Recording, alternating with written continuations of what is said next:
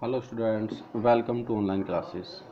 आज जो हम पढ़ेंगे वो सरल हार्मोनिक दोलित्र के लिए चैन नियम पढ़ेंगे। यानी नेक्स्ट जो टॉपिक है वो हमारा है चैन नियम।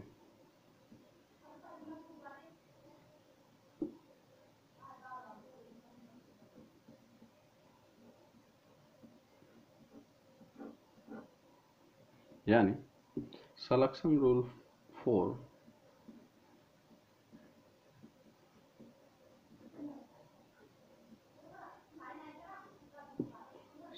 Rule 4 simple harmonic oscillator.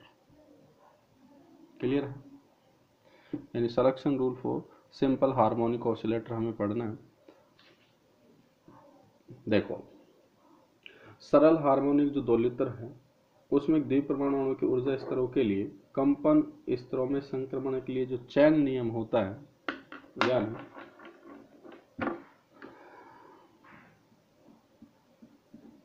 सरल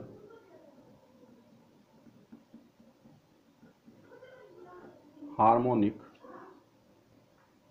दोलित्र में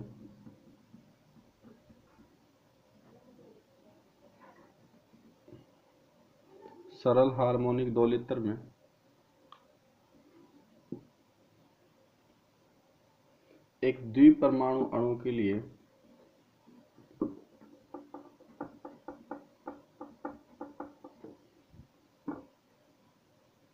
सरल हार्मोनिक दोलित्र में एक द्विपरमाणु अणु के लिए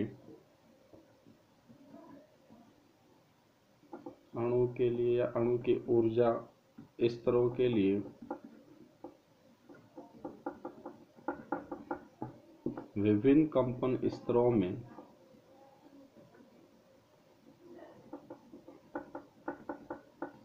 संक्रमण के लिए चैन नियम।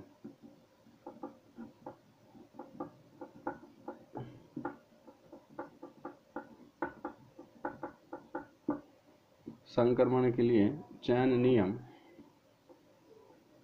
Del V is equal to ±1 होता है। यानी केवल वही संक्रमण अलाउ होंगे जिनमें del V is equal to ±1 हो। इट मीन्स अगर आपके पास सपोज करो ये वाइब्रेशनल लेवल है, ये कितना है V0, ये V1 0, ये 1, ये 2, ये 3 और ये दूसरा लेवल आ जाएगा ये 0, 1, 2, 3। तो ये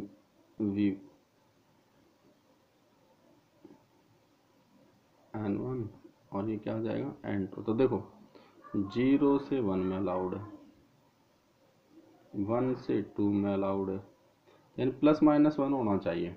तो ये संक्रमण अलाउड होता है। अब देखो, ये हो गया सिलेक्शन रूल। अगर del V is equal to कितना हो +1, तो कौन सा आएगा अवशोषण स्पेक्ट्रा। जैसे ये आपने एनर्जी लेवल बनाया तो 0 से कहाँ गया +1 में गया ना, तो 0 से 0 में अलाउड नहीं होगा, यानी 0 से 0 में संक्रमण नहीं होता है। अंतर कितना आना चाहिए +-1, तो वो चैन नियम अलाउ होता है। तो ये हो गया चैन नियम।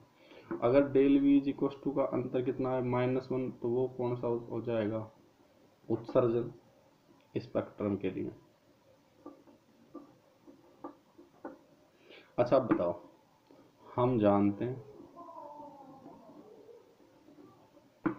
कि सरल हार्मोनिक दोलित्र यानी सिंपल हार्मोनिक ऑसिलेटर के लिए ऊर्जा का सूत्र क्या आया था,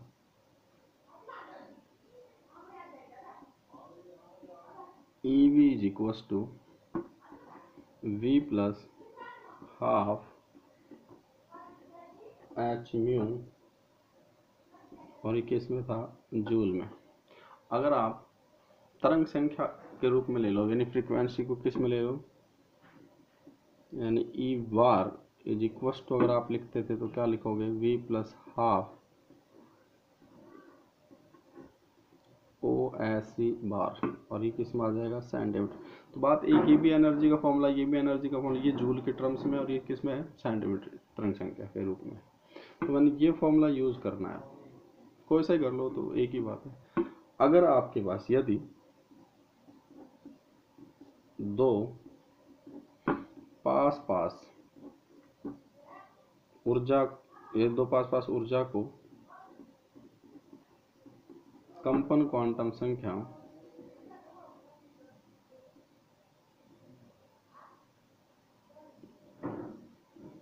ये दो पास पास ऊर्जा की कंपन क्वांटम संख्या, ये लिखो कंपन क्वांटम संख्या v व v+1 हो तो उनकी ऊर्जा का अंतर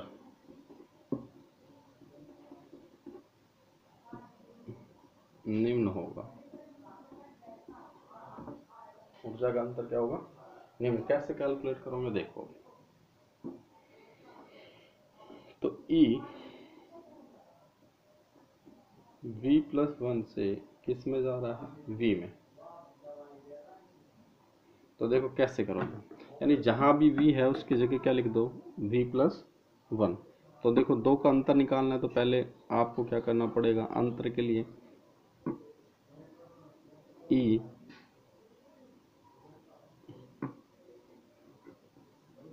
v+1 की एनर्जी में से E v घटा दो तो किसका आ जाएगा? डेल E का।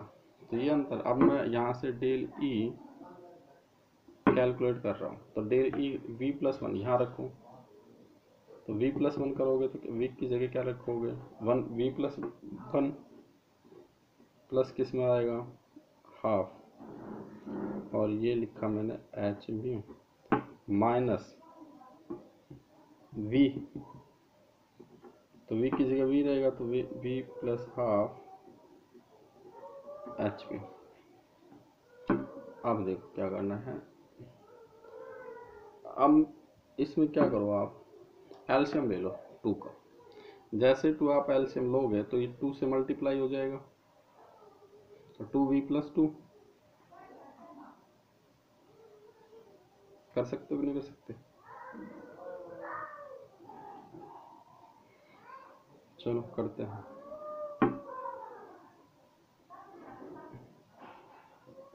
2v+1 +1/2 h mu minus 2v+1/2 h हो गया। तो del E is equal to, देखो ये 2 से 2v+2+1/2 h mu minus 2v+1/2 h mu. एक काम करते हैं, h म्यू को कॉमन ले लेते हैं। अब देखो क्या होता है, ये 2v है, +2+1 को 3 लिख सकता हूँ अपॉन 2 माइनस 2v+1/2, ये हो गया। तो del E is equal to h mu 2v+3 minus 2v+1/2। तो del E is equal to h mu, देखो 2v प्लस का है, 2v माइनस का 2 है, तो ये कैंसिल हो जाएंगे, प्लस का 3 माइनस का 1, क्या बचा? 2/2, 2 से 2 कैंसिल, तो del E is equal to किसका आ गया? h म्यू का। यानी दो पास पास ऊर्जा के मध्य में जो अंतर आता है वो कितना आता है? Del E is equal to h mu के बराबर। क्लियर है? तो देखो अब आपको क्या करना है, सिंपल हार्मोनिक जो ऑसिलेटर था उसके लिए आपने ऊर्जा स्तर बनाया था। देखो क्या बनाया था आपने,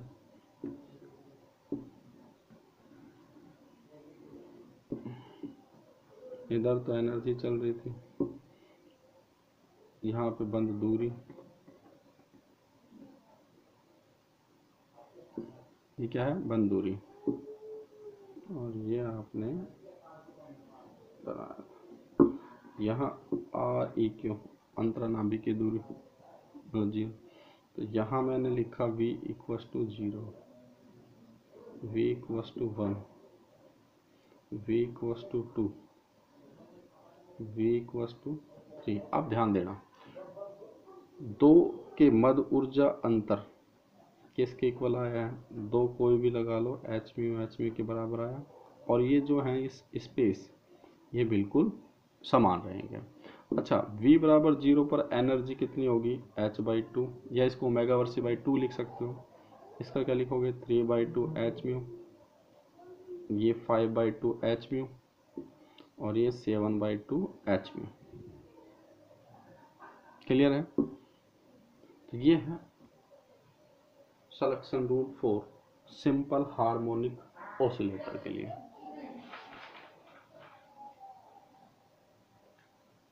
अब हम पढ़ रहे हैं किसी बंद के लिए बल नियतांक का निर्धारण। किसी बंद के लिए बल नियतांक के का निर्धारण। देखो, हम जानते हैं कि कोई भी एक द्विपरमाणु अणु होता है सिंपल हार्मोनिक ऑसिलेटर, उसकी जो आवृत्ति है वो क्या होती थी, v is equal to 1/2 pi C under root K upon mu. और यदि इसको तरंग संख्या के रूप में लिखोगे तो v bar is equal to 1, sorry ये 2 पाई था, v bar equal to 1/2 pi C under root K upon mu. ये सेंटीमीटर इनवर्स में हो गया, ये हर्ट्ज में हो गया आवृत्ति। क्लियर है? क्योंकि आईआर स्पेक्ट्रोस्कोपी में जो आवृत्ति है उसको सेंटीमीटर इनवर्स में हम रिप्रेजेंट करते हैं। अब आपको क्या करना है, ये जो समीकरण इसको मान लेते हैं 1 और इस समीकरण को मान लेते हैं 2। समीकरण 2 का वर्ग कर दो, समीकरण 2 का वर्ग करने पर तो v बार का स्क्वायर इक्वल्स टू 1/2 पाई सी का स्क्वायर और k अपॉन म्यू जो अंडर रूट है इसका भी क्या कर दो स्क्वायर। तो ये क्या आ जाएगा, v bar square equals to 1/4 pi square C square k upon under root mu. यहाँ से k इक्वल्स टू क्या लिख सकते हो, 4 pi square v bar square C square mu. तो यहाँ से आप क्या कैलकुलेट कर सकते हो, k का मान कैलकुलेट कर सकते हो। अब देखो क्या होगा, जो म्यू होता है वो क्या होता है, समानीत द्रव्यमान। ये क्या होता है, m1 m2 upon m1 plus m2। c प्रकाश का वेग होता है, आवृत्ति है, k क्या है, बल स्थिरांक। क्लियर है? और देखो जिसके लिए k का मान जितना अधिक होगा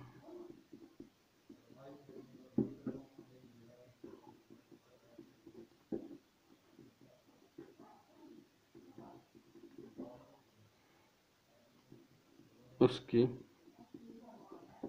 बंद ऊर्जा या बंद सामर्थ्य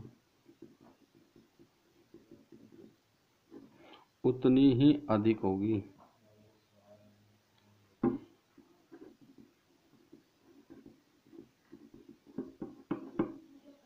इट मीन्स के जो हो गया वो समानुपाती होगा किसके, बंद सामर्थ्य। यानी किसी के लिए भी यदि बंद सामर्थ्यता मापनी हो तो के की वैल्यू कैलकुलेट कर लो। के का मान जिसके लिए जितना ज़्यादा होगा उसके लिए बंद सामर्थ्यता ज़्यादा हो जाएगी। अब मैं आपको यहाँ से इक्वेशन 2 से ये लिख सकता हूँ, देखो फ्रीक्वेंसी प्रोपोर्शनल टू किसके, के और 1/μ के। अगर किसी का समानीय द्रव्यमान बढ़ता है, मतलब जिसका द्रव्यमान बढ़ेगा 2 एटम्स का, उसका के का मान कम होगा और ये आवृत्ति भी क्या हो जाएगी, फ्रीक्वेंसी कम। जैसे मैं आपको लिए कि देता हूँ, मान लो मेरे पास एक HF है और एक HCl है, H और K का मान दे रहा हूँ, इसके लिए तो है 9.7, सॉरी इसके लिए क्या है 4.8। अब बताओ K का मान किसके लिए ज़्यादा था, इसके लिए ज़्यादा, तो ये बंध ज़्यादा प्रबल होगा देन कंपैरिजन किसके, इसके, यानी HF is greater than HCl। क्या लिख सकते हो, ये बंध सामर्थ्यता।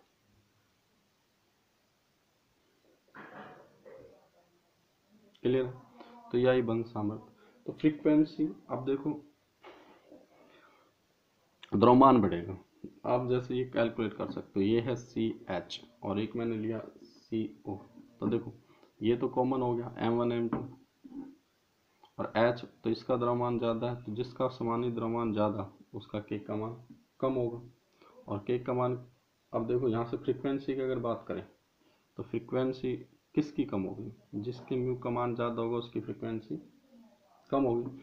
तो ये अगर जब स्पेक्ट्रोस्कोपी हम देखते हैं तो इसकी जो फ्रीक्वेंसी आती है वो 2800 से 3000 सेंटीमीटर इनवर्स के मध्य में आती है, जबकि इसके 2200 सेंटीमीटर इनवर्स आती है।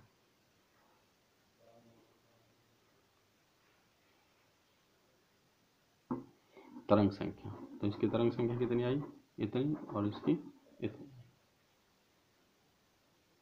क्लियर, तो ये हमने आज चैन नियम पढ़ा, किसका, सिंपल हार्मोनिक ऑसिलेटर का, और किसी बंध के लिए बंध नियतांक का निर्धारण किया है। नेक्स्ट टॉपिक हम नेक्स्ट वीडियो में पढ़ेंगे अहार्मोनिक दोलित्र यानी एन हार्मोनिक ऑसिलेटर।